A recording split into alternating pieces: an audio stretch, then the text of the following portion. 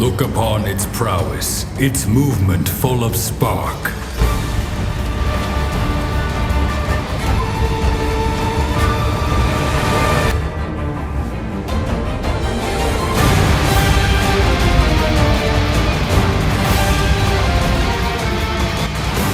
Its claws cut through the silence. Its fangs bite through the dark.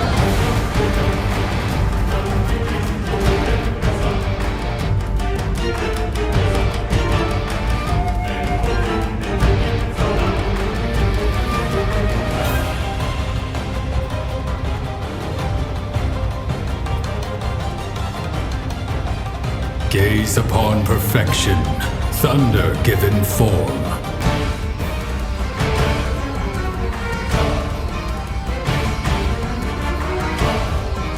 Either knock its lights out, or die fighting the storm.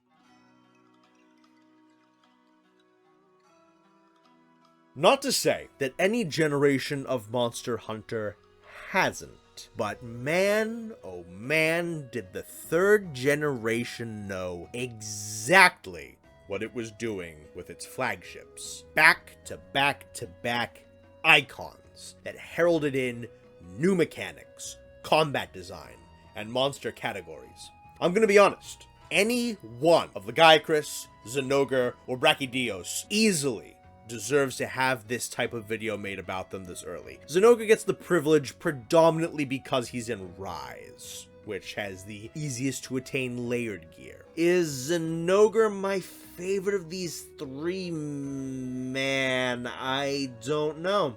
It depends on the day, and that's a big deal, because Gyakris was the flagship of my first game. I imagine a ton of you love Zinogre. I remember the days between World and Iceborne. I don't think there was any monster more demanded than Zinogre for the expansion. And I don't know if there was any monster more celebrated upon their announcement. For myself personally, I had an even longer time frame of anticipation to fight this monster. Falling head over heels for the franchise when Tri came out means I was on the wikis like once a week when I was younger. So I knew about a game called Monster Hunter Portable 3rd that was coming out in Japan. And man, did I wait for the day where it would be announced that it was coming to the US. I mean, it had to, right?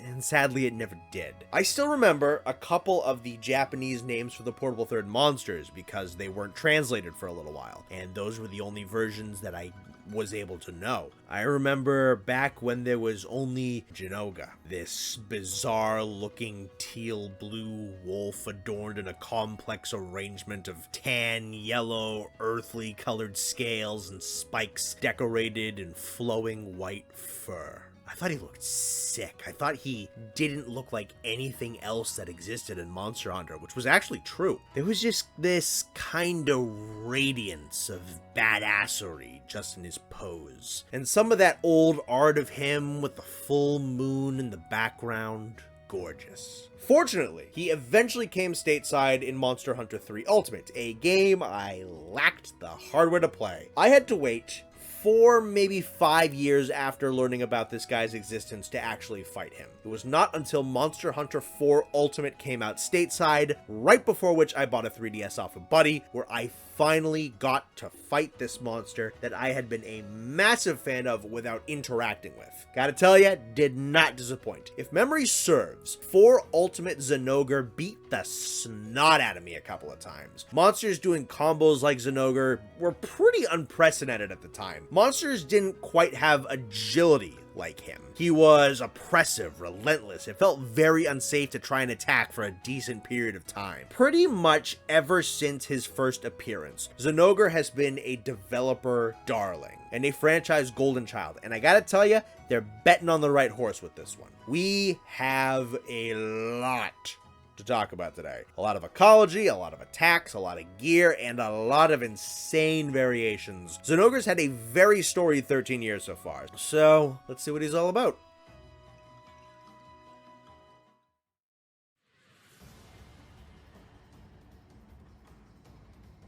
Zinogre's ecology is going to take us a little bit of time, so strap in and get comfortable. Let's start with the basics. Zinogre is a Fanged Wyvern, a pretty diverse and loosely defined category that consists of monsters of various bodily structures, diets, habitats, and behaviors. What is agreed upon is that Fanged Wyverns are quadrupedal wyverns possessing a tail and completely devoid of true flight. They are designed for terrestrial movement, having much more powerful forelimbs as opposed to hind limbs. Zinogre was the first officially classified of the Fanged Wyverns, and is easily the most famous of their group, being a prominent flagship, series regular, and being the only Fanged Wyvern in the franchise until the 5th generation, 8 years after his introduction. The first thing anyone sees Zinogre is going to gravitate to is his command over lightning. It is his most prominent feature, his most distinct weapon, the landmark of how he functions. So how does it work? The process is a multi-step one. First and foremost, a Zinogre produces very little of his own electrical power. Not that he doesn't create any, but most of it comes from an external source, that being a small yet populous insect known as a thunderbug. The two have a symbiotic relationship, which in of itself is a bit of a rarity in Monster Hunter, especially to this level of closeness. Certainly, there are animals in this world that stand to benefit from the actions of one another, but a Zinogre and its colony of thunderbugs are true fighting companions, each far more vulnerable without one another. See, Zinogre are the natural predator of a smaller species of bird wyvern, known as the Gargwa, which are, in turn, the natural predator of the thunderbugs. And from this direct relationship on the food pyramid, the thunderbugs would eventually come to congregate around Zinogre, flocking to the massive Fanged Wyvern in order to keep themselves safe from the Gargwa. In exchange for this protection, the thunderbugs will follow the commands of a Zinogre, fight for him, and offer up all of their own might to push their protector to the absolute limits. If a Zinogre should die, the swarm is vulnerable, and thus the two fight in perfect tandem. Unrelenting speed, dominant physical force, and searing electrical might brought together to form the fear-inspiring super predator that is a Zinogre. Now, we honestly could have just stopped there. That's cool and simple enough. Wolf eats bird, bird eats bug.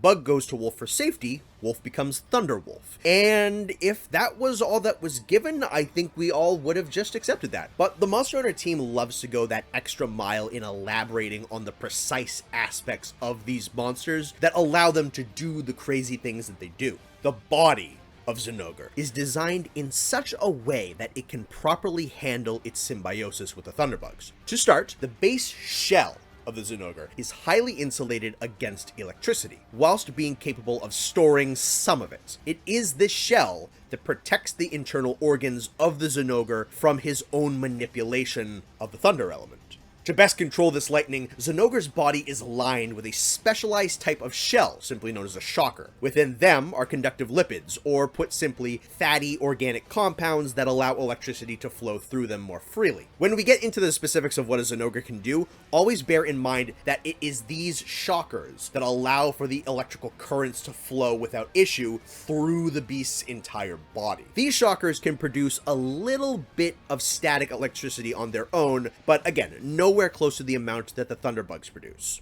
Their core usage is taking the electricity conjured by the Thunderbugs and moving it throughout the entire body of the Zinogre. The static electricity generated from the shockers, as well as some of the electricity gathered by the Thunderbugs, is stored in and can be amplified by the flowing white shock fur that adorns the Zinogre's back, tail, and legs. The Zinogre's fur is an important adaptation specifically for its younger years. Remember that it is the fur that stores most of the electrical power. This is due to the fact that the shell and shockers of a young or adolescent Zinogre are still developing.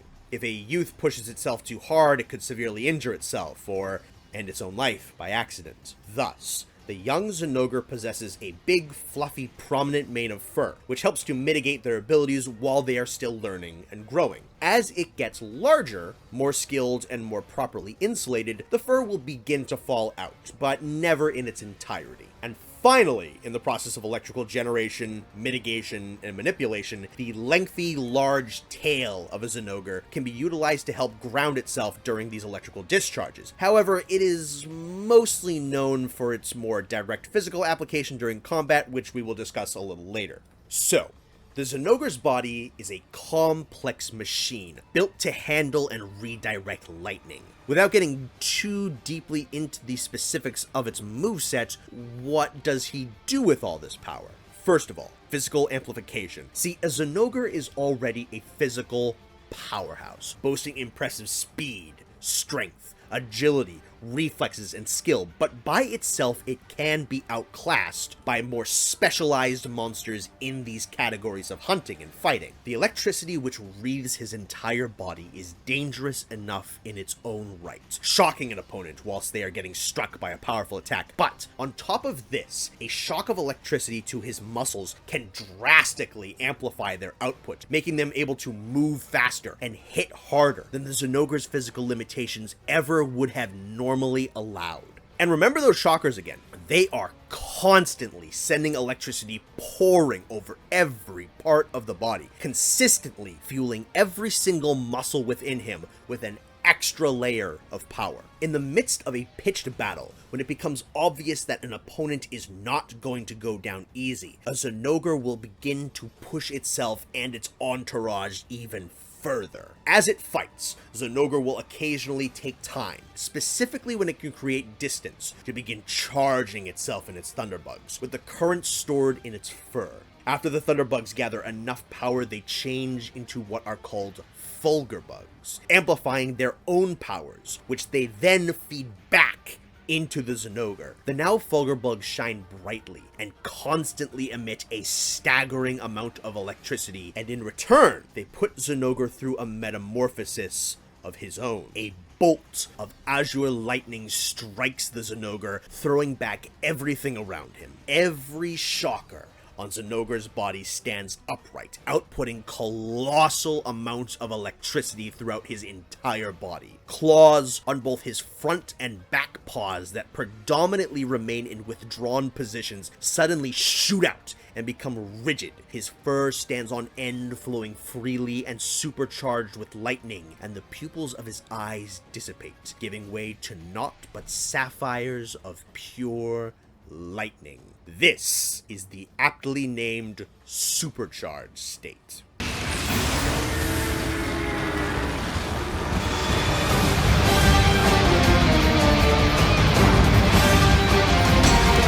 Everything becomes amplified. His movements are faster, his combos are longer, his blows are more powerful, his voltage output is more deadly. So long as the now mutated Fulgurbugs stick with him, he will never tire. Every bit of energy exerted is immediately replenished, and therein lies the one weakness of the supercharged state.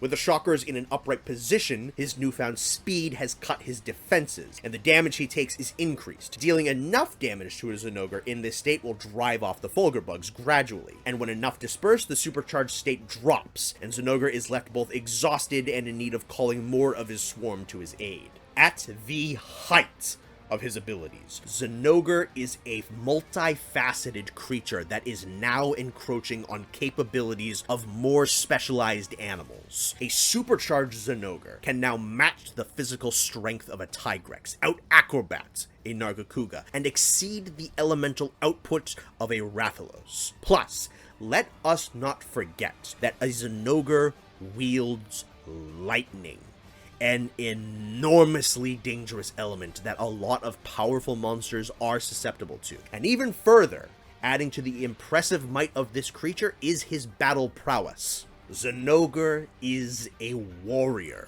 through and through, a creature that must be aggressive and skilled, as he has no pack to look after him. Not only does he know how to weaponize his entire body in his attacks, but he understands how to let the momentum of his body carry from one movement to another, stringing these attacks together in a way that bombards a target with hit after hit after hit. A Zinogre has 4 primary weapons that it wields in tandem to eliminate its opponents. To begin, the twin horns atop its head, as well as the spikes on his chin, are sharpened to fine points. Their predominant purpose is to stab and impale into a foe. Though effective, these are not the Zinogre's most powerful weapons, and swipes of the head are usually used to inflict cuts before a follow-up into another hit. The powerful forelimbs and claws attached to them are one of Zinogre's most reliable tools. The sheer impact of a hit from one of his paws can shatter armor and crack bone. If this is not enough to end a foe, the claws will. These claws are meant for digging into the sides of mountains, the Zinogre's home territory, meaning that they are ridiculously durable and as long and sharp as swords. When in the supercharged state, additional claws, usually kept in an upright position, are then shocked into placement to add even more lacerating power to paw swipes from the Zinogre. A Zinogre's tail, though as previously explained can be used as a grounder, is most famous as a powerful battering weapon. Zinogre's tail is thickly armored, adorned in a tremendous amount of spines, and incredibly heavy. A Zinogre loves to implement his tail swings into his combos, using his massive forelimbs to catapult his body into spins and twists and flips, the momentum sending his tail careening into foes. In many of the turf wars documented between Zinogre and other animals, it is more often than not blindsides from the tail that Zinogre uses to batter and bruise his opponents, as opposed to his overwhelming electricity, as one might assume.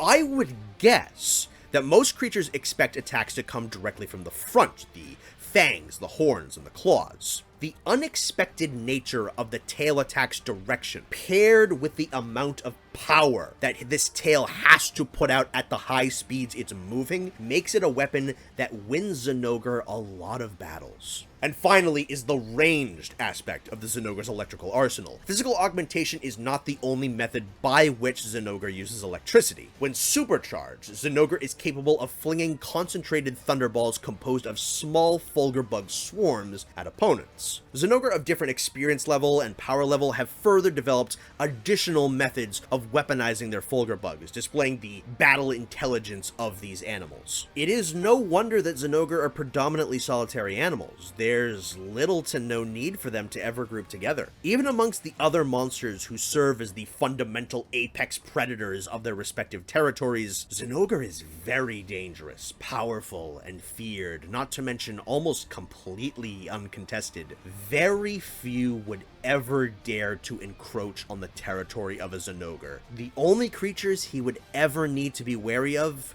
would be the Elder Dragons, or something on that level of power. And as it just so happens, that is exactly what occurred. Whether or not the Hunters Guild knew of the existence of Zinogre, they didn't bother them for several years, as it would seem that most, if not all, of the species was predominantly located around a remote area known as the Sacred Pinnacle, far from civilization. That was until an Amatsu, an enormously powerful elder dragon even when compared to the rest of that category, decided that the Sacred Pinnacle was now its home, its place of residence. Its cataclysmic hurricane summoning powers drove any and all life away from the mountains it wished to lay claim to, scattering the Zinogre population to the winds and driving them to the doorstep of many towns, cities, and villages. This, unfortunately, resulted in a lifting of Zinogre hunting bans in order to protect these settlements. At the very least in the Yukumo region, this turned Zinogre into an invasive species. Again, I do not know whether or not this specific Zinogre population was scattered to the various other territories that they can now be found in, or if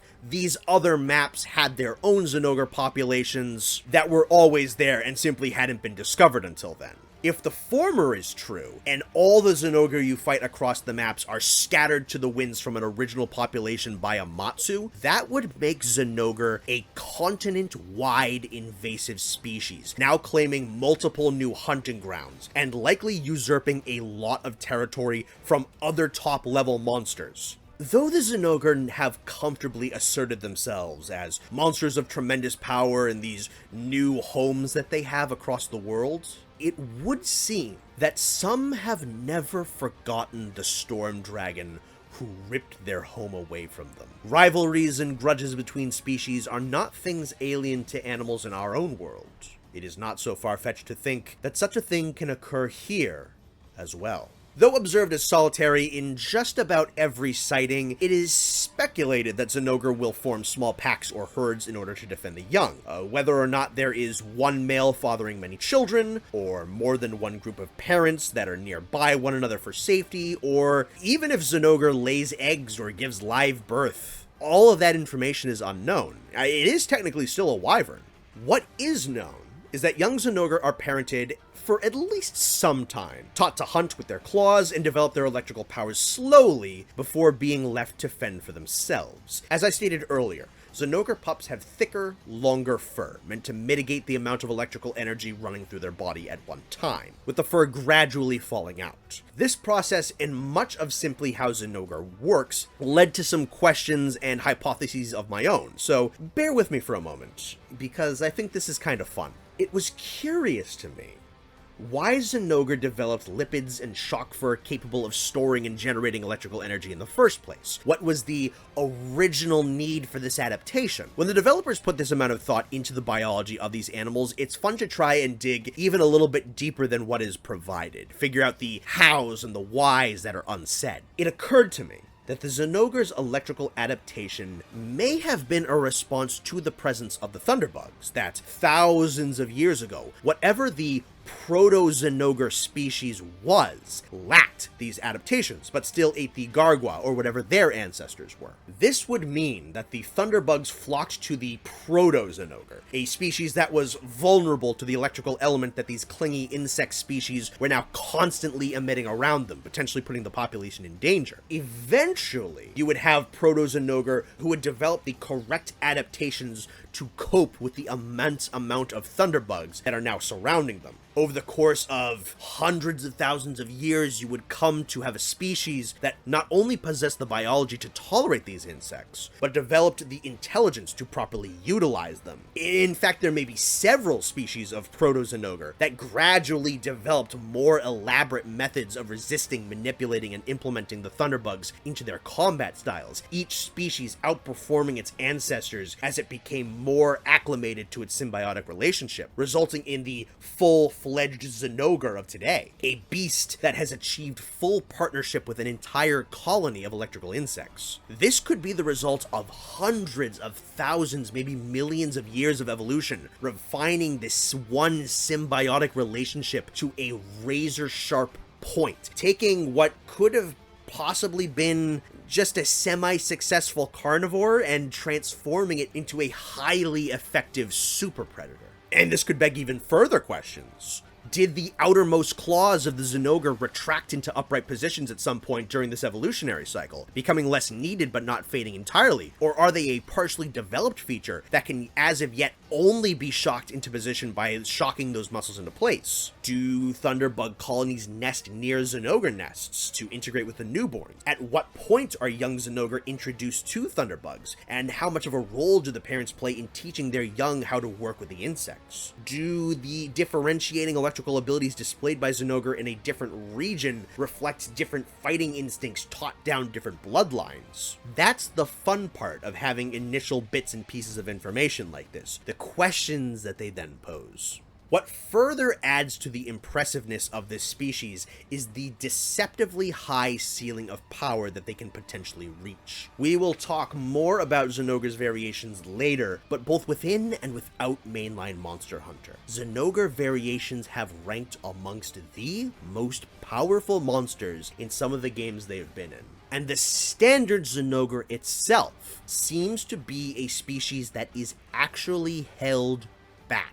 The Gargua likely play a more important role in nature's grand balance than we realize, and inadvertently are what likely keep the Zinogre populations in check. And we can draw this conclusion by seeing what Zinogre populations look like with the absence of Gargua. On the continent of the New World, this species of bird wyvern is absent, as far as we know, and the Zinogre found here are notably the most powerful incarnations of the core animal that have been observed. The Zinogre found here are larger than their old world contemporaries and have shorter fur, indicating that the population as a whole has even greater thunder resistance and control than the guild are used to. The Zinogre of the New World boast a wider range of electrical attacks, and have gone from animals capable of striking fear into any singular rival apex to beasts capable of singularly frightening off two other apexes at the same time. In the New World, it is likely that only competition over thunderbug colonies, perhaps a larger population of other very powerful monsters, and maybe a couple of other sneaky insectivores are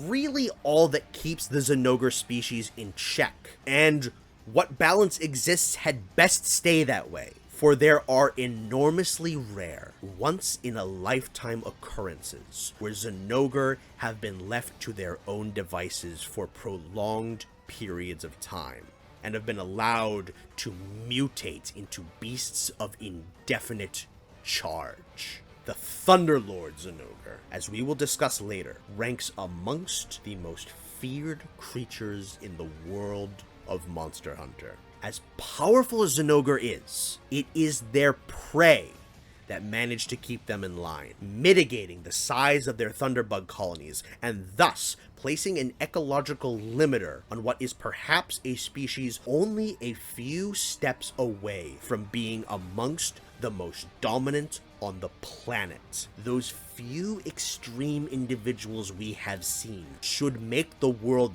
thankful for the existence of these seemingly inconsequential little birds. And it puts into perspective the complex and mysterious machinations of nature, and how it keeps itself in check.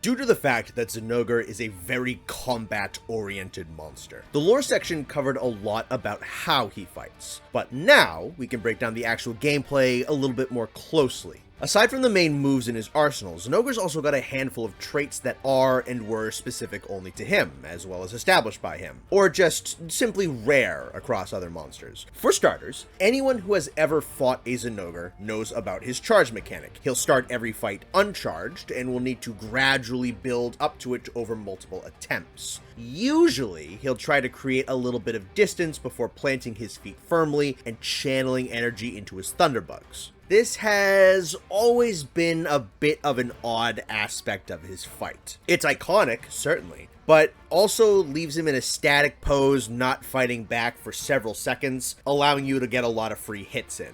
The only real danger in attacking him while doing this is when he is fully charged and finalizes this process and enters a supercharged state, there'll be this massive electrical discharge surrounding him that'll hit any hunter attacking him. And there isn't a ton of warning before this bolt hits. Unless you're a speedrunner, he will enter this charge state at some point during the fight, no matter how many free hits he gives you. They've done a couple of things to mitigate the free hits you can get. In Iceborne, he can call down lightning bolts whilst charging. This is also something that some of his variants do. And additionally, in Rise, he'll charge at the end of an attack string. And you can see thunderbugs start to swarm him right before the attack he does where he's going to start charging. It's a cool way to try and clear some hunters out and give him space to charge, but I kinda hope they try and give him a couple more solutions to this issue. Additionally, up until Monster Hunter World Iceborne, he used to never be able to enrage until he was supercharged. This was a pretty unique aspect of Enrage, as most monsters just do it off of a certain damage threshold. However, it made sense why this was taken out of his mechanics in Iceborne, because if he couldn't enrage until he was charged, he very easily could have been bullied by that game's Clutch Claw mechanic. Another trait that used to be his alone was his turn speed. Until World, Zinogre used to be one of, if not the only monster that didn't turn at 60-degree intervals. He just turned right towards you, and this made him a lot faster than pretty much any of the other monsters. It's a very small and simple difference that served to make him feel a lot more dangerous than some of his contemporaries. And I'd be willing to go out on a limb and assume most of us never even noticed this, but felt it. I sure as hell didn't know this was a thing until I watched Heavywings' video on Zinogre to help me do a little bit of research for this video. Shout out to Heavywings, by the way. Very undersubbed. Check out his stuff. His content's excellent, and he does a lot of work that people like me simply don't have to do anymore because of him. Again, it makes a ton of sense why Zinogre lost exclusivity to this trait in World. The realism and fluidity of that game would have been crushed if the monsters were scooting around after you at these same 60-degree angles. It also would have made the quality of life improvements for item consumption even more of a benefit than they already are. The way I see it, it's not that this makes Zinogre less special, it just makes him ahead of the curve. Speaking of, Zinogre is one of the original and most proficient combo-oriented monsters that older Monster Hunter had to offer. Chaining attacks together certainly didn't begin with Zinogre, but he pushed it further than most monsters ever could for that time. And as he has progressed throughout his appearances, he's only gotten better at it. He typically has a few 1 or 2 hit combos in his uncharged state, but it's when he's supercharged that the nutty starts happening. Headbutts into multi-paw slams, bites into backflips, diving lunges into hip checks. The guy's all over the place, throwing everything and probably the kitchen sink at you at every angle, allowing only a little bit of breathing room after some of the more heavy-hitting strikes. Now, we have Sunbreak, and monsters being able to combo their moves from one to the other is just a staple of the gameplay. It's a necessity to balance them out against the hunter power creep. It's funny to think that Zinogre's been a little bit outpaced in a gimmick that he was once the master of. But once again, I don't think it does anything to make him worse or less special. He's still an absolute blast to fight, honestly. He fights like a breakdancer. This whirling wolf firing off streaks of lightning every which way, spinning and flipping and whirling his tail around. If you fight him enough times, you eventually get a good tell for what he's going to throw out, subconsciously remembering his combos. And even if I'm used to him now, doesn't mean he's not fun. And one other thing that is not unique to him, but a trait rarely found in other monsters, is when he is knocked down, you are able to harvest the Fulgur bugs off of his back with a bug net. A couple of other monsters have similar qualities, such as Basarios and Uragan having backs you can mine ore off of, but either way you slice it, being able to harvest materials off of a still living monster is just a really cool mechanic. His kit has expanded gradually from Portable 3rd in 2010 all the way to Rise Sunbreak in 2022, with very little being taken out along the way. His toolkit has had a very nice gradual build, which has allowed him to always feel fresh in every game, something that can't necessarily be said for every veteran flagship monster. A lot of his most famous moves have been around since the early days. He's always had his headbutt, his full body check, his tail backflip, his paw slams, and my all-time favorite, the full 360 leaping tailspin. He's also got diving lunges and an upper body slam down. Perhaps his most iconic ability is to fling out thunderbugs in these curved shot projectiles, angled in such a way that they can always aim right for you at a high velocity. When he's supercharged, he has a signature attack called Thunder Call, where he howls and his Fulgurbugs rain down massive bolts of lightning in several places around him.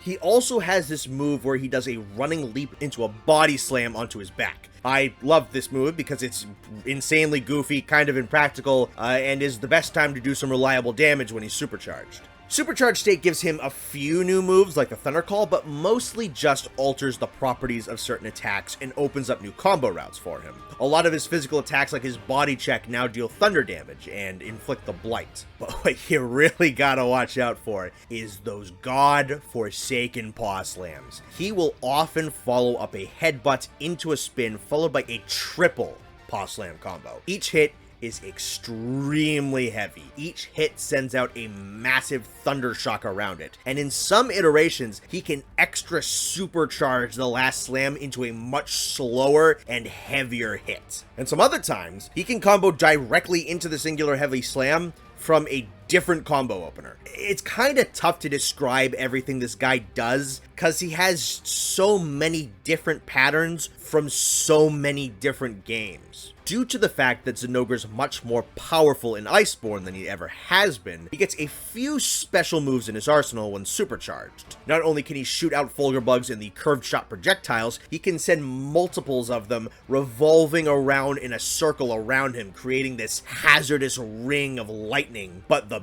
better of these two examples is easily when he drags an electrified paw across the ground before going into a flipping leap combo, jumping up into the air and crashing down twice in a row on different hunters and creating massive shocks after doing so. Both of these new moves were removed in Monster Hunter Rise, unfortunately, and he was toned back down in comparison. In their place, however, he did get his three-pronged lightning uppercut, and that is a move I hope sticks around in future installments. Straight up, Zinogre's got one of the best fights going, especially in terms of its developmental history. He is a stylish trendsetter who moves like no other creature before him. His moveset solidifies his personality and has done wonders for keeping him as a fan favorite for all of these years. Whilst other flagships have had shifting favoritism, Zinogre seems pretty consistently beloved. And I think a big part of that is that despite the lag behinds eventually copying some of his gimmicks, nothing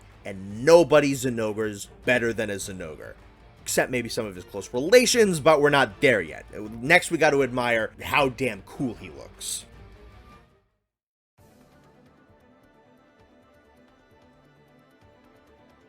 Out of everything about him, Zinogre's look is probably the most controversial thing about him, and it's not even really that contentious. There's a few people out there who think his design is a bit much, don't really like it all that much. From what I can tell, fairly small group, but they're there. The term over-designed is used a fair bit when describing him. And I can both see where this argument is coming from and can, to an extent, agree, especially for the old Zinogre. But at the same time, if he is over-designed, I do believe, specifically in Iceborne, that it is in a way that works. Now, I lack proper literacy and knowledge about actual design, but I will do my best to articulate what I mean. And I'll reiterate, I'm kind of talking out of my ass here in this next section that I go into. But I do have a little bit of limited knowledge. If someone out there actually knows how design works fairly well, feel free to chime in the comments. But give me a sec here to explain my thoughts. What I think is messed up by the original Zinogre design wasn't necessarily the sheer amount of stuff on his body, but a key point of lacking consistency of said stuff. Both the shockers and the fur in the original Zinogre design do not always follow a consistent pattern and flow. Now, as of writing the script, I've been watching slow-mo gameplay of this thing for like 30 minutes, so let me explain here. Typically, the shockers have a set pattern. They flow up and back. The convex curvature on the outside of the spike, the concave curvature on the inside. The tip of the point always pointing back. It goes up the chest, up the arms, down the back, and to the tail. The spikes on his tail even following this pattern. In Zinogre's original design, and in Rise, this is not unanimous. Looking at the shockers around his shoulder blade, a few of them violate this pattern and wrap around to the point where the curvature swamps. Again, not trained in design, but looking at this, there is this awkward intersection in the design pattern that creates a snag from my eye. When I look at it, I kind of get stuck at this point around the shoulder blade where the pattern doesn't continue itself. There's this deviation right in the middle of his body, where the biggest spikes are, that argues against the flow of all the other shockers and scales on his body. There is also a little bit of erraticism in the shock fur and lightning effects coming off of him, occasionally going in diagonals that, again, contradict the flow pattern. Fortunately, along with just a pure graphical fidelity increase and some color correction, Iceborne added the fix that Zinogre really needed: uniformity. The fur isn't 100% in line with the pattern, but most of it is, and the shockers all adhere to the same pattern, flowing upwards, to the back, and along down the tail. Fine point guiding down the body. The tip of every single shocker pointing back. Again, even the spikes on his tail adhere to this pattern. It goes all the way down the body, one single uniform flow. The only 2 points of contrast now are his horns and claws, but that contrast makes sense as they are weaponry located at more bodily extremities. They are meant to be watched by the hunters so that they may be avoided. These 2 points are supposed to stand out. They are designed to be focal points, whereas the shockers are essentially one continuous pattern, one whole object in of themselves. Again, I have no idea how artistic design actually works, but I think I figured this one out. What it is the uniformity of the shockers, that one continuous flow lets you just have your eye traverse down the whole body with no intersection points, no snags. Okay, so let's talk about that Iceborne model a little bit more, shall we? Because it continued to fix Zinogre up a little bit. Due to just simply improved modeling technology, the aforementioned consistency addition, and some color correction, Zinogre simply just works together better now. Due to, I would say, rather prominent color distinction between his very yellow shockers and his bright teal scales, there's this kind of tacked on feel to his shockers in the early game. Like they don't quite fit. Kind of like another monster's spikes got slapped on his design. There's this lack of cohesiveness or proper blend. Iceborne fixed that. Sometimes the muting of the colors found in the 5th generation doesn't work. Here it absolutely does. His colors used to be so different that now that some of their vibrancy is gone, they blend so much more easily together. This absolutely also comes down to the tools that the artists have access to nowadays being much better, but it was a change that needed to be made. Though his core colors lost some of their vibrancy, Iceborne then made up with a lot of bright blue, almost kind of white bioluminescence, and pumped a lot of glow into the white fur, which clashes very little with the rest of the body. Iceborne is the best Zinogre has ever looked by miles and miles. Easily. the properly put together model, the more natural colors compounded by the dazzling grandiosity of his light show makes him awe-inspiring to watch in motion. The colors work together a little bit more. The shockers are a little bit thicker and a little bit shorter, a little less gangly, and now they are all fully uniform. Rise's Zinogre kept the color blend and the higher fidelity, but for some odd reason, they did not keep the shocker uniformity, and some of the brilliant lighting is also unfortunately gone. This maintains that Iceborne is the best Zinogre has ever looked, and quite frankly, it is this model that should be used going forwards. Finishing out on the design portion, I've always kinda liked how odd his shape is. Simply from the howl and the very lupine head, we immediately associate him with a wolf, but everything neck down, that ain't a wolf. His proportions in the 5th generation are a bit closer than they were in the old games, but he still has a comparatively massive upper body and forelimbs relative to his lower body and hind limbs. And he absolutely does not have a canine posture. His back sloping up at the shoulders, hulking up over his entire body, and then it slopes back down in the middle section, flattening out as his tail mostly just hovers a couple of inches off the ground in a horizontal alignment. I have a dog. She does not stand like this. And my dog doesn't have scales, and she doesn't have a 5th toe on her foot, and her toes aren't elongated and articulated and ending in these very long and pronounced talons. Because Zinogre isn't a dog. He's a fanged wyvern. Keyword wyvern. He might still be a reptile. I'm actually not sure. None of our reptiles have fur or hair, and very few of our mammals have scales. That's it. He's not a wolf. He is a giant lightning pangolin. I do not know this for certain, so I'm not going to affirm that this is a fact, but I believe all wyverns are in some form a derivative of the core flying wyvern, as the flying wyverns share the design structure of the mythological wyvern in our own world's history. That's what we gravitate towards as a, quote, wyvern. Or, at the very least, there's something pre-flying wyvern that's a common ancestor of every other batch of wyvern. If that's the case, then that would explain the scales and the spines and the claws that look kind of like a cross between a dog's and a bird of prey. Not 100% in either category. One wonders if the Zinogre, for all its adaptations and evolutionary triumphs, is really deep in the midst of its development. If a once purely reptilian beast, out of the need to mitigate electrical currents and brace against the cold air of its mountainous homelands, began to grow a coat of fur. Or if ancestral wyverns aren't this unanimous point of divergence, is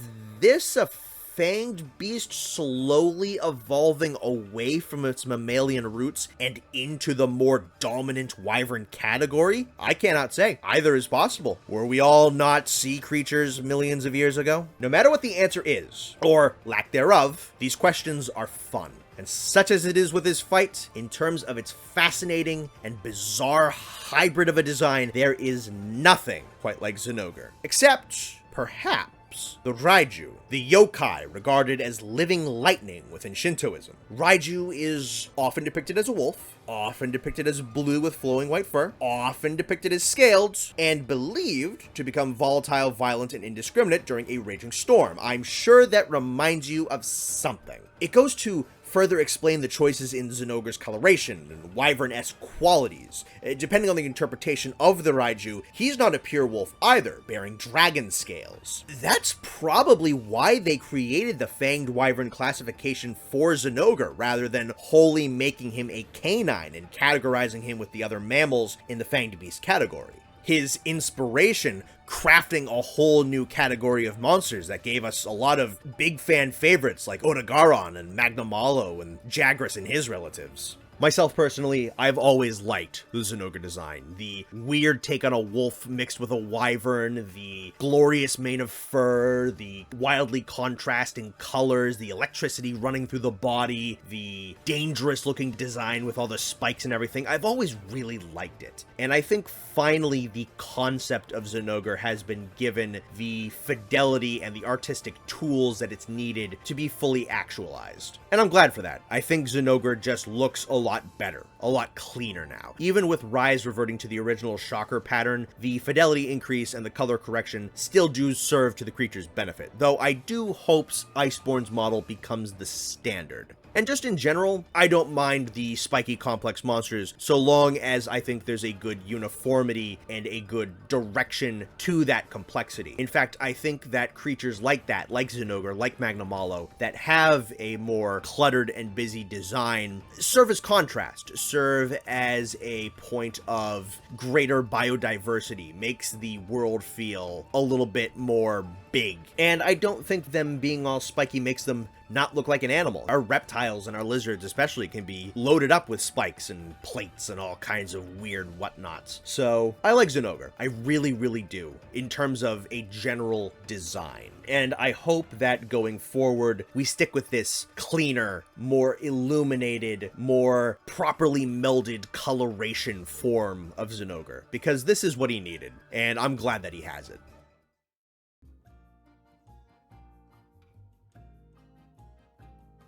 Okie dokie, kids. It's time to stop gawking at the pretty doggy and turn him into a hat. Armor first. And pound for pound, Zinogre's got some really nice sets. His armor follows a typical design philosophy. The scaly teal hide serves as the base for each set. The yellow shocker scales add some extra spikes and plating, often around the shoulders, gauntlets, shins, and around the face. The white shock fur adds a little bit of extra detail and decoration, bringing the whole look together. And these red ropes are used to add a little extra color that just lets everything kind of pop a bit more. I like that they do a couple of different things with Zinogre's armor in terms of the set's aesthetic. On some occasions, they lean in on the Japanese inspiration of the monster in his respective game, following a more samurai style. Sometimes, they lean into the lightning aesthetic, adding lightning bolt-like line work all over the sets and coloring them with a lighter, brighter blue. Sometimes, they lean into the yokai aspect of Zinogre, giving the masks of his armor a more sinister and frightening visage. And sometimes they lean into the canine aspect of the Zinogre, giving the helm a bit of a lupine structure and adding the pointed wolf ears. And the female armor does all of this, but less. Because as we all know, video game women breathe through their thighs and cleavage. It's just science, man. The armor's pretty great. I'm always going to be a fan of a set that looks like it was made from the creature, and these definitely check those boxes. The key attributes of the monster are expertly translated into an armor set, letting you know exactly where each one came from. There's the issue of most of these having shoulder pads and decorations so large that you can't really look left or right, but honestly, I could fathom one or two of these being actually practical. I think the Zinogre EX Gunner armor is probably my favorite. Nothing too crazy, it's got a great style to it, leans into the samurai look, and I love the mask with the jaw piece around the mouth. Though my favorite helmet belongs to the Zinogre X armor, with the cackling Skeletor-looking demon mask and a unicorn horn coming out, because why the f*** not? The Zinogre EX Blade Master armor is another big favorite with the wolf mask. It's super jagged and busy, but like Zinogre, it kinda just works. Great stuff all around. Alright, time for the weapons. And they are very in line with the armor. The teal scales still serve as the core base of the weapon, but for the most part, it is the shocker shells and the horns that are sharpened down into the blades of each weapon. The white fur and red rope remains consistent to add decoration and color. We're working with some really good colors and textures here, so none of these weapons look bad by any extent of the imagination, but let's cover a couple of my favorites. I really love this insect glaive. For whatever reason, I kinda prefer single-bladed glaives over the double-bladed glaive. I love how much of the red they used on the pole, making it more of a standout amongst the other weapons. I like the curved blade culminating in the exposed shocker shell, opening where you can see the lightning channeling organs, and these little spikes on the concave curvature add just a little bit more serration and menace to the whole thing. The dual blades are nice and simple but have a very effective look. Both of Zinogre's horns refined into swords with a little extra decoration added. The hammer is wicked cool, sporting this somewhat skull-like shape and a slight demonic grin, kinda looking like a giant Zinogre jack-o'-lantern. The backwards facing horns and a big tuft of white fur in the back complete the look, and when you charge this thing up, the fur starts glowing with fulgur bugs, a trait we'll be coming back to. The gun lance has a great look, keeping the wolf face shape for the shield, and once again using the double horns by putting them beneath the gun barrels. The regular lance differentiates the double horn design choice by splitting them right down the middle for this twin-pronged shocker spear. The raised shell makes the whole thing look nice and bulky, and that cut right down the middle kind of makes the whole thing look like a rail gun, which I think is super cool. I am an absolute sucker for any collapsible greatsword, simply because there's so few of them. Again, we go for a twin horn dual split look. But this one's a bit of an odd design for a greatsword too, with the blade aspect being both double-ended and only located at the top half of the weapon, rather than being a full body bladed edge. It doesn't have a drastic change when charging, but its electrical blue elements start to get brighter the more you charge it. This one's memorable just for how different it is. I love how in axe form, the switch axe has kind of a flattened version of the hammer's skull shape, only for it to slide back and form a full Zinogre horn when in sword form. Now the question is, which of these weapons is the best? And there's two contenders. Seconds go into the longsword. It's a simple glowing blue blade of Zinogre scales. I love the arrangement of claws gripping at the sword at the handguard, but the coolest part by far is when you get that charge going and the whole blade illuminates like a bolt of lightning and creates its own miniature colony of fulgur bugs floating around it. Quite simply, this thing looks gorgeous like this, but come on, we all know the best one. The hunting horn is amazing. It's a gigantic guitar with electric blue guitar strings, a massive shocker blade sticking out of the side of it, and this big ol' mane of shock fur on the opposite end. This thing is iconic for a reason. It looks gorgeous, it's metal as and this ain't even the Stygian Zinogre's iteration. This is pretty much the hunting horn. I don't think a lot of people are gonna argue with that one. This gear's pretty fantastic. I think we can all agree on that. Captures Zinogre's look and aesthetics perfectly. They look like they're made from his parts. A lot of weapons have unique charging properties. A lot of the armor sets balance out his various inspirations, and the colors just look great together. And this ain't even the best Zinogre color scheme for his weapons. Speaking of,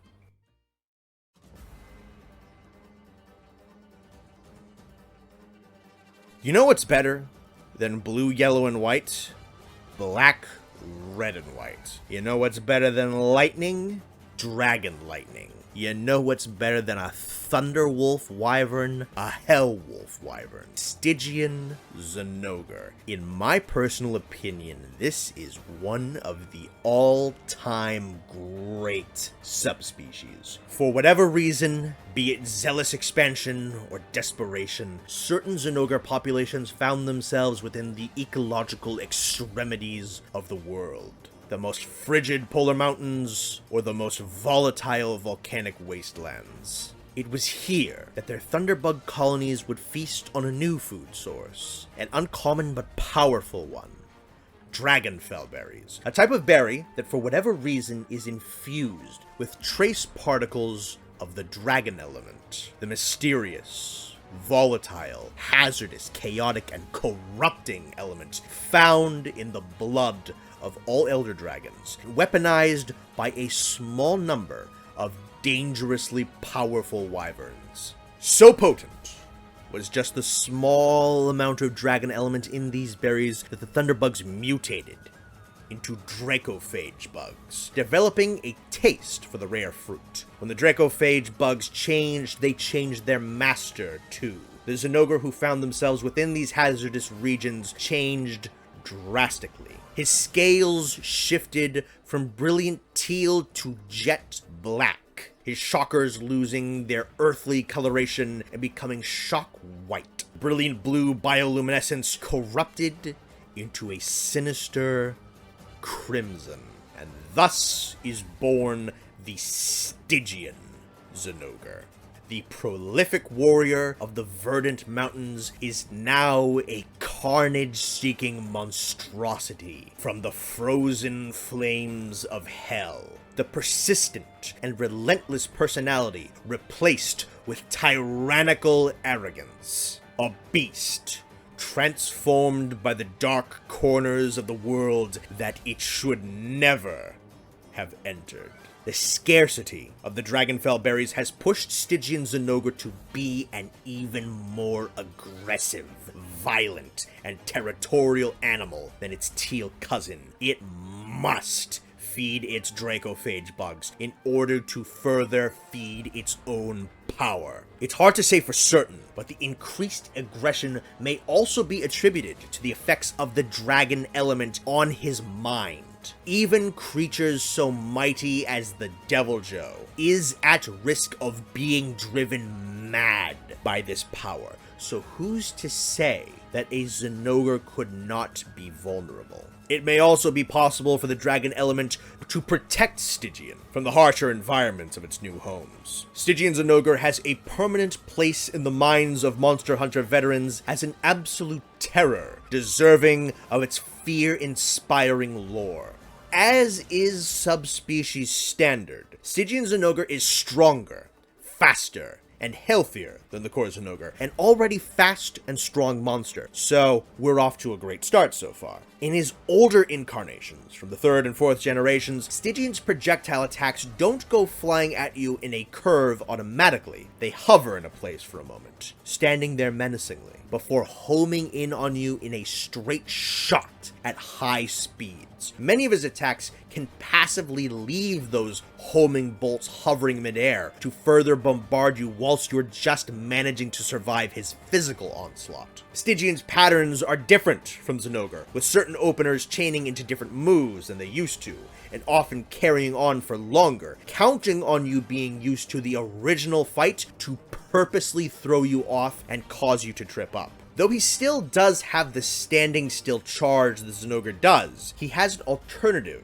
charging method, wherein he struts about confidently, whilst dragon bolts rain down around him, fueling his powers. It speaks to the personality shift within the two creatures. Stygian Zinogre is both insanely violent and yet far more confident. He feels villainous, sinister, arrogant, as if his newfound draconic powers have elevated him to a level in which he believes he could not be beaten. In Iceborne, he changes a little bit, and his spectacle gets jacked up to 11, courtesy of being a post-launch monster. When he uses his attacks that conjure dragon bolts, they no longer form seeking projectiles. Rather, they hover in the air before firing down dragon lightning beneath the spot they're hovering over. Stygian can drop what feels like dozens of these bolts all over the battlefield at a time, simply by moving and attacking through an area. He can send out individual bolts and even lengthy horizontal waves of raining lightning.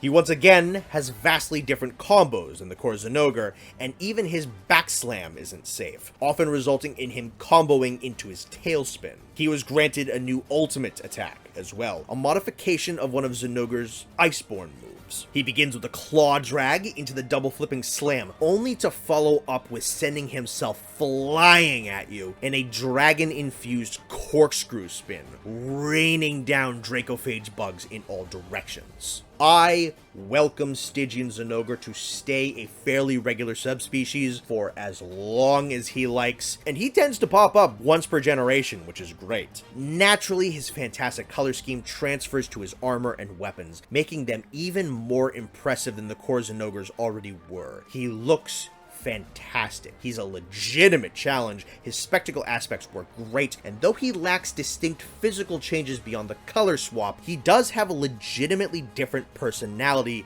than the core Zinogre, solidifying his memorability. But what if I told you that Stygian is quite possibly the weakest Zinogre variation? Maybe second or third weakest, out of 7. In the 4th generation, the frenzy virus conjured by the Magalas ran rampant, and in its wake certain monsters of incredible mental fortitude were capable of surmounting the debilitating mental effects of the frenzy virus in order to hone the frenzy's powers as their own, becoming frenzied apex monsters. Zinogre was one such creature capable of overcoming the virus. As with all frenzied apex monsters, Zinogre's hide in this state is strong enough to repel any blade, not augmented with a Y-stone. He is brutally fast and enormously difficult to deal with, as the Frenzy Apexes were the final challenge of Monster Hunter 4 Ultimate. His biggest change was to his Thunderbugs. Like Stygians, they now glow red and linger a moment in the air before racing straight towards you, now stunning upon impact. It was in Monster Hunter Generations Ultimate we meet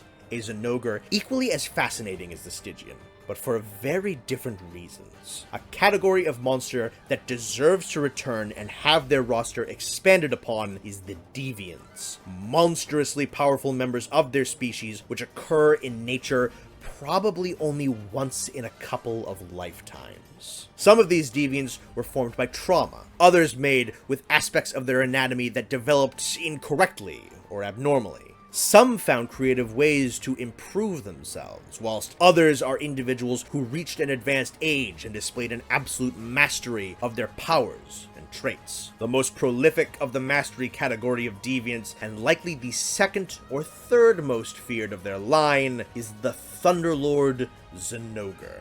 This is likely the absolute limit of a Zinogre.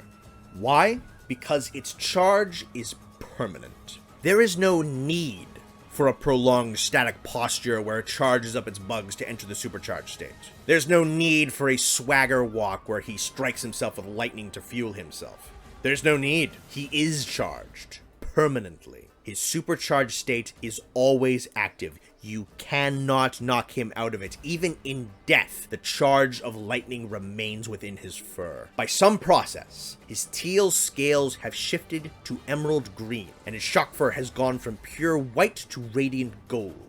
One of his horns has overdeveloped to a massive size, and his paws are stained with dried out gore from countless fights, granting them a slight red hue. And the formerly blue lightning has shifted to a dazzling green. Thunderlord is brutal, possessing the combos of Zinogre, Stygian Zinogre, and his own new ones. The Zinogre's paw slams are usually combo enders, but here they're nothing but a midway point. Sure, he'll do his big heavy paw slams, but then he might just do them again, or follow up with his headbutt into his tail flip right out of his slams. His Fulgur bugs have an interesting property where they'll shoot up at a vertical arc and land, lingering for a while in a gradually expanding electrical landmine that dissipates after a few seconds. Now, I said there's no need for Thunderlord to charge to enter a supercharged state, and that is true, but that doesn't mean he won't charge himself. And why would he do that? Because he has broken his limits yet again. The ultra-charged state, or Zinogre's true awakening, is what occurs when this beast brushes up against the absolute maximum potential of himself and his Fulgur bug colony. It cannot be maintained for long, but it is an ungodly multiplication of Thunderlord's already enormous power. In this state, his lightning is now a magnificent gold. And get used to seeing it, because most physical attacks he throws out now conjure golden lightning bolts in front of him, meaning you do not want to back away from his moves, as you are likely to get struck by the following bolt. In this state, his Thunder Call is arena encompassing. Anywhere and everywhere can be struck by raining gilded lightning. But should you weather the storm, even the ultimate, peerless form of Zinogre will fall.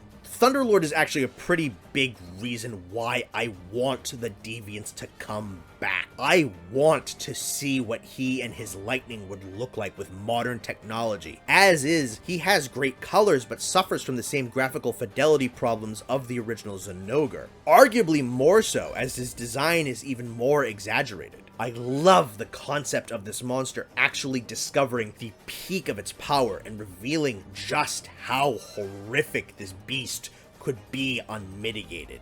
This is likely what happens when a Zinogre successfully guards its colony from hungry Gargwa for a very long time, maintaining a large colony of very powerful Fulgurbugs that will eventually elevate him to the point of perfected supercharge. It is a good thing that the Zinogre of the New World contend with a lot of powerful monsters, other powerful Zinogre, and probably some as of yet unidentified insectivores to add some level of mitigation and control to the Zinogre population. Devoid of the natural predator of their Thunderbugs, that specific group is already dangerously more powerful than any Zinogre found in the Old World, and should some ecological shift deal the Zinogre of the New World too favorable of a hand, we could deal with an entire continent of Thunderlords. And here's an even more frightening thought.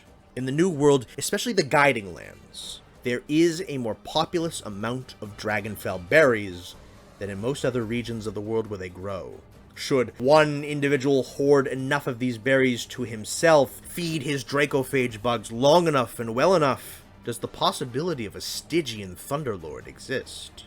Now, despite the lamentable absence of the deviant monsters from the 5th generation, we did get a bit of a taste of what they would be like, specifically Thunderlord, for this video in Monster Hunter Rise, with Rampage Apex Zinogre. Yes, there are two groups of Apex monsters that look and operate differently from one another because Capcom ran out of cool title words to put in front of their monster variations. The Rampage Apexes are powerful monsters that survive direct contact with the storms caused by the wind serpent Ibushi, the source of the Rampage within Monster Hunter Rise, hence Rampage Apex, the most dangerous monsters within the Rampage. The Rampage Apexes have been criticized, both rightfully so, and yet a bit more than necessary for essentially being gutted versions of their respective deviant monsters, both in terms of the design and moveset. Rampage Apex Zinogre does break this mold, however, having some key differences between it and Thunderlord.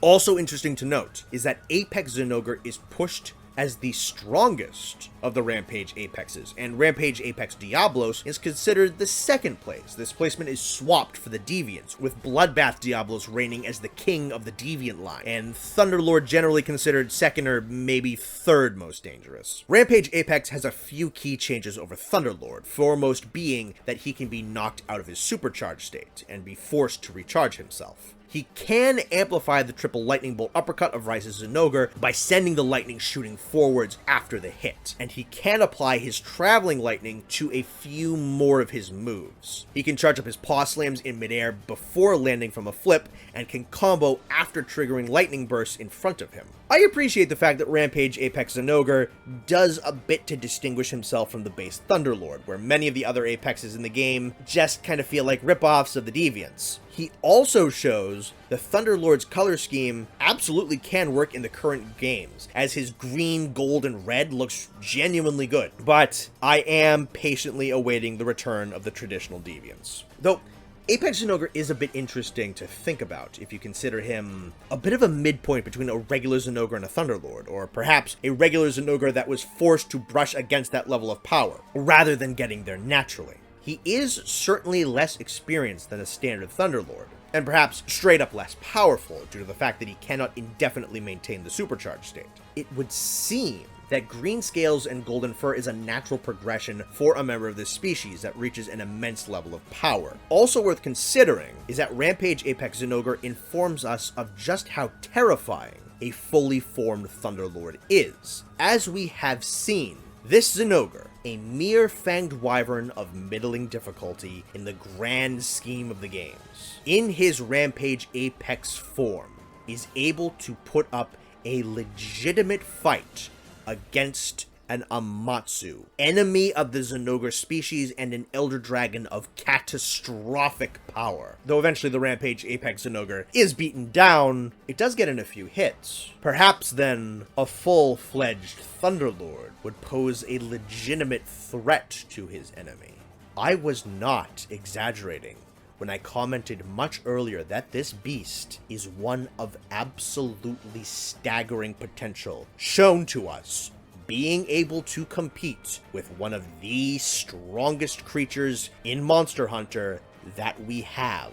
Now, moving into the realm of non-mainline Monster Hunter games of questionable at best canonicity, we will start with the mobile game Monster Hunter Explorer. First off, we have a special species of Zinogre that was a crossover promotion. FFBE Zinogre is named after Final Fantasy Brave Exvius, a mobile game that was up and running around the same time as Explorer. Zinogre's design is based on the monster in Tangear from the Final Fantasy series, and I can get why they made this choice, because there's definitely some similarities here. And you know what? I kind of really like this look. The deep blue scales, the dark indigo shockers, the reddish brown fur, and I kind of dig the sail coming out of his back. And I know it's consistent with Tangear's color palette, but I kind of wish Zinogre's horns were indigo like the rest of his shockers. Combat-wise, from what I can gather, he fights exactly like the Stygian Zinogre in Explorer, but summons meteors while howling and charging itself. The only gameplay footage I could find online of the guy is of him getting curb stomped, so I'll take the wiki's word for it. Don't know if we'll ever see this one again, considering the crossover monsters are probably a bit too silly for the mainline games, but I actually do quite like how this guy looks, and a Zinogre summoning meteors is just kind of rad. Still within Explorer, we have the Immortal Zinogre, another special species. This one's not a crossover, but a wholly unique creation of Explorer. This time, the bright teal scales, ochre yellow shockers, and white fur is replaced with emerald green horns and shockers, sapphire blue coloration on the underbelly outside of the shockers and claws, and brilliant pearl white scales to match his fur. Immortal's another really cool one. Due to the limitations of Explorer being a mobile game, Immortal Zinogre doesn't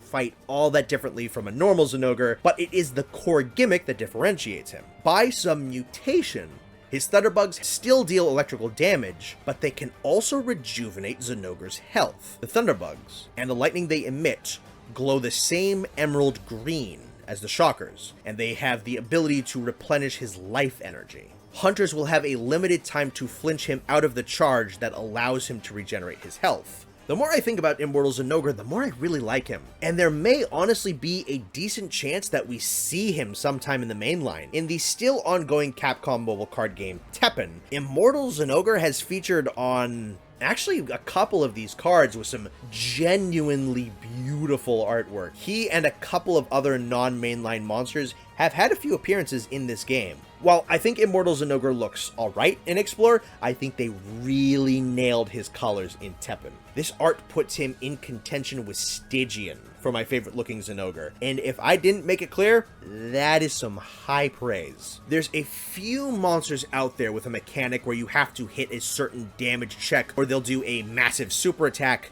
but none where they actually heal themselves if you don't pass a check. Except for kind of Safi'jiiva, but that's its whole thing.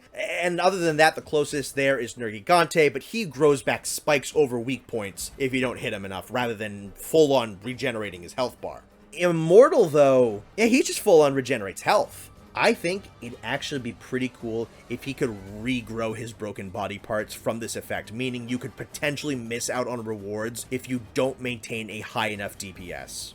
Last, and good lord is it the opposite of least, is the Howling Zinogre, a creation of Monster Hunter Frontier, one of the game's final and greatest challenges. And from what I have gathered online, Howling Zinogre ranks amongst the single greatest challenges the entire franchise has ever seen, with only a tiny handful of other monsters wrestling for that top spot. He belongs to a category called the Extreme Individuals, which are exactly what they sound like. One solitary individual of a species who has reached a power beyond any metric generally conceivable of their species. The Extreme Individuals were the final challenges of Frontier, boasting massive health pools, diminutive time limits, ridiculous speed in comparison to the Hunters, and damage that could one-shot on just about any attack. To slay an Extreme Individual normally required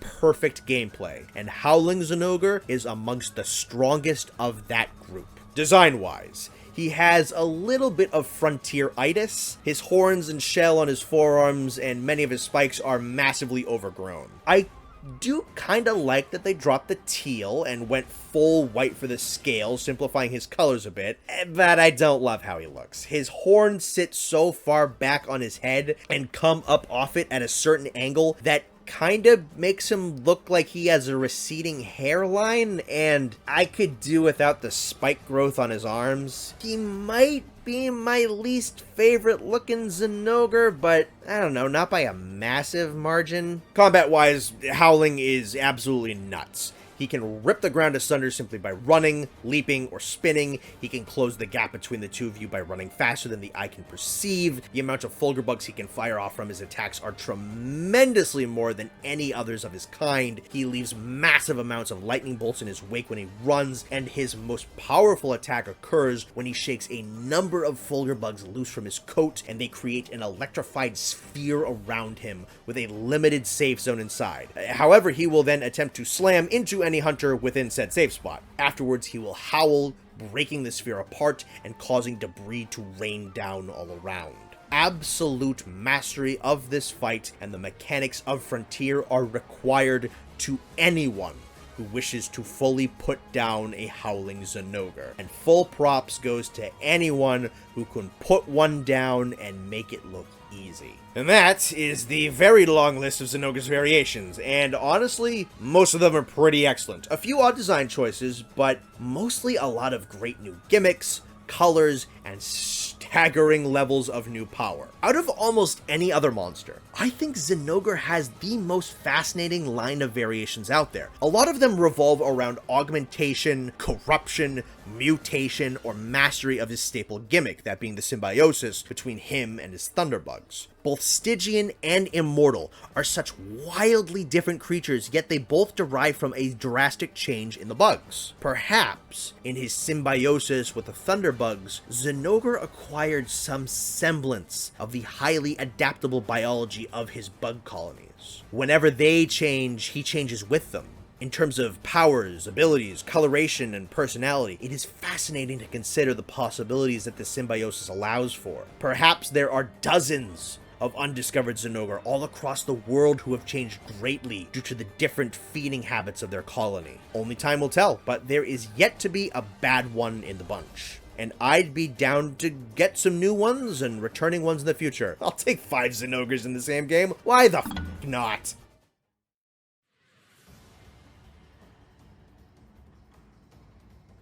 And finally, the music. I'm going to touch on this a little bit, but bear in mind, much like the design, I have very little actual musical literacy and can't offer the depth or terminology that someone else could. I would think that it is generally a bit tough to effectively implement typical rock band instruments into an orchestral piece. But Zinogre's theme pulls it off really well. The guitar feels like a natural addition that adds a bit of a hardcore and, dare I say, electric edge to his theme, without overpowering the other instruments or overstaying its welcome. The original version of the theme has easily my favorite intro to it, with a harsh, kind of galloping and solitary percussion that feels like a hunter bounding towards you. The woodwinds come in to build the tension, swelling before the guitar, and the horns loudly enter with the iconic main melody of the theme, striking like this electrified hammer.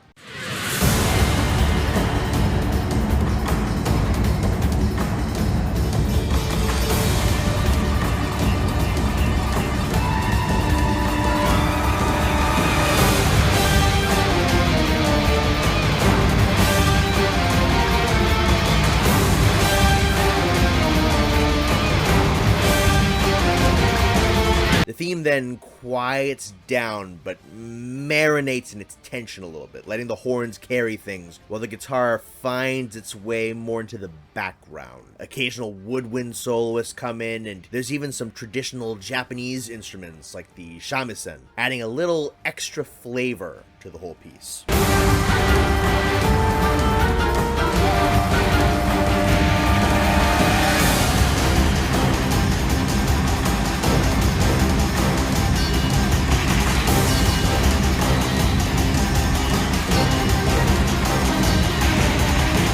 there's kind of just this non-stop energy to this track. It never loses steam, it just gets quieter, holding back for a little while before crescendoing again, which feels very appropriate for an electric monster that charges itself up before exploding with power. Iceborne's theme dials back on some of the intensity and some of the guitar, leaning more into a sense of grandeur, mysticism, and Japanese instruments, whilst maintaining a lot of strength and power predominantly through the percussion this time.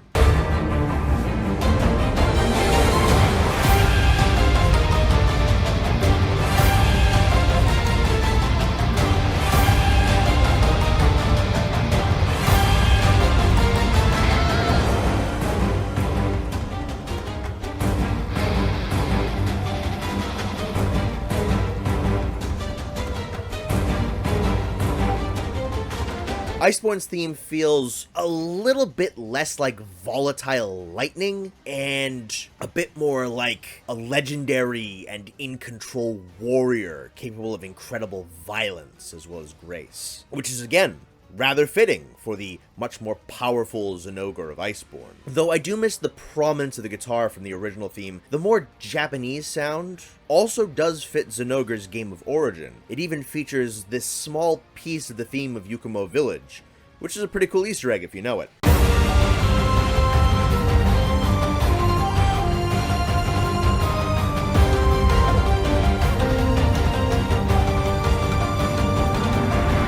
It's Iceborne's incredible percussion work that really drives this version for me, making Zinogre feel incredibly mighty, as if each big hit of the drum is a paw slam or a crashing thunderbolt. And I think most fans very fondly remember the Mount version of his theme in Iceborne, which adds the drum kit playing over his main theme for this just extra level of badassery to it.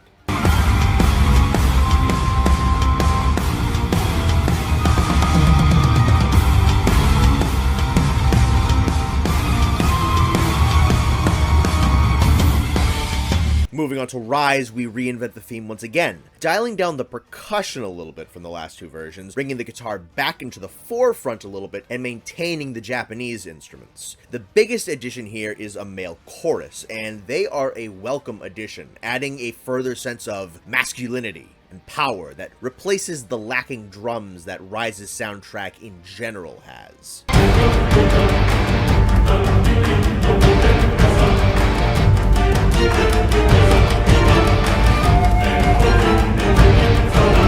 This version of the theme has a new section to it, rolling in around the 1 minute and 20-second mark, a heroic fanfare of horns and woodwinds leading up to the male chorus going full force before wrapping the piece and leading back to the beginning.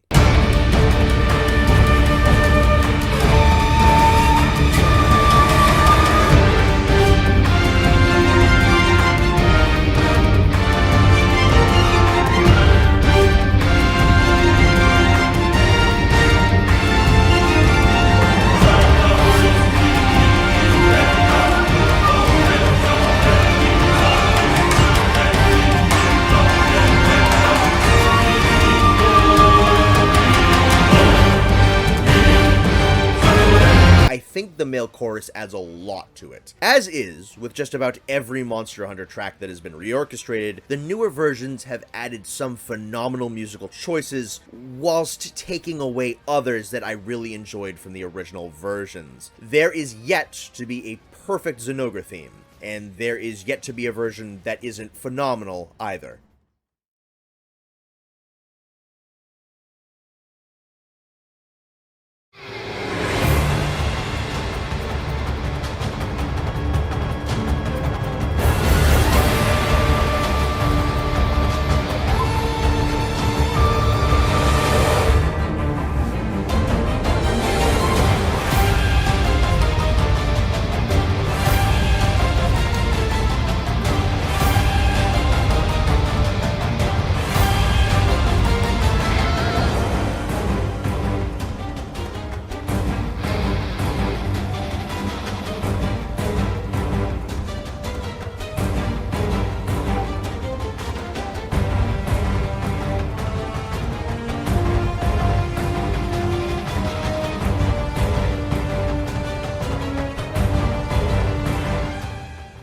For 13 years, Zinogre has been a fan favorite and a developer favorite, and for good reason. His gimmick is fantastic. His variations are fascinating. His theme is bombastic. His design concept was always badass, and finally receiving the overhaul it needed to be perfect. He's iconic, probably amongst the most iconic monsters in the franchise. I think Rathalos and Tigrex are probably his only main competition. He is a comfortable monster roster mainstay, and he deserves to maintain that title. He has never fallen into the repetitive moveset trap, always having new combos and thunderbug attacks to keep us on edge for every appearance he makes. He pioneered monster combos, redefined their speed. His adaptable biology lends itself to some of the coolest lore and most dynamic variations that the franchise has to offer. He is a wolf, and he is not. He is a wyvern, and he is not. He is king of a bizarre and diverse monster category with little uniformity. He boasts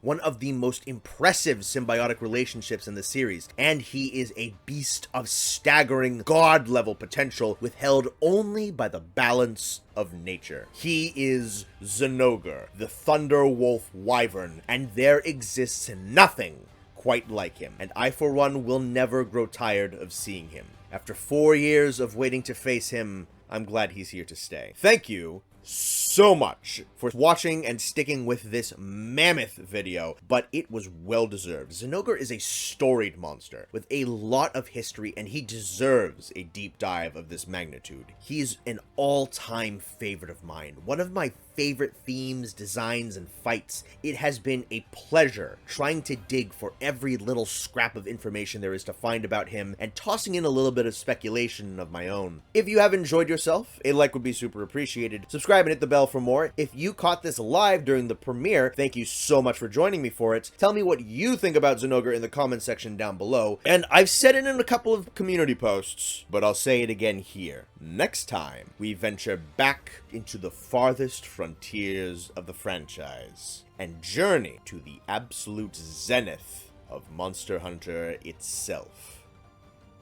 Stay tuned.